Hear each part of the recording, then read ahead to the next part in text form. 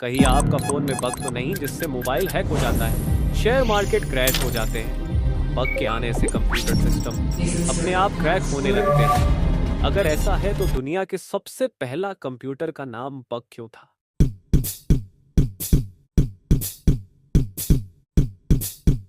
पहला computer bug एक अनसुलझा रहस्य। कल्पना कीजिए, यह 1947 का समय है। एक विशाल मशीन एक गहरे कमरे में खड़ी है।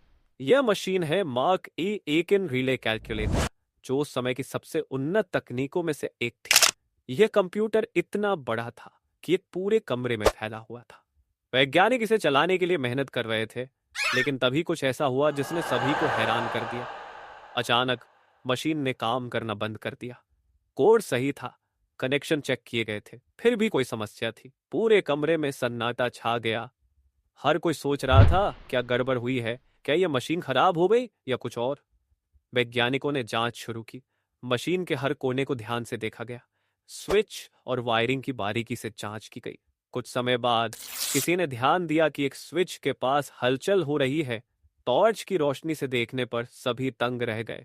वहां एक कीड़ा मोह फंसा हुआ था, जिसने स्विच के कनेक्शन को बाधित कर दिया था। यह पतंगा कंप्यूटर के सही काम करने में रुकावट पैदा कर रहा था। लेकिन कहानी यहीं खत्म नहीं होती। जब इस कीड़े को निकाला गया तो वैज्ञानिकों ने इसे अपने लॉग बुक में चिपका दिया और उसके पास लिखा, पहला बग पाया गया। यही वह घटना थी जिसने तकनीकी समस्याओं को बग कहना शुरू किया। आज जब भी प्रोग्रामिंग में कोई समस्या होती है तो हम उसे बग कहते हैं।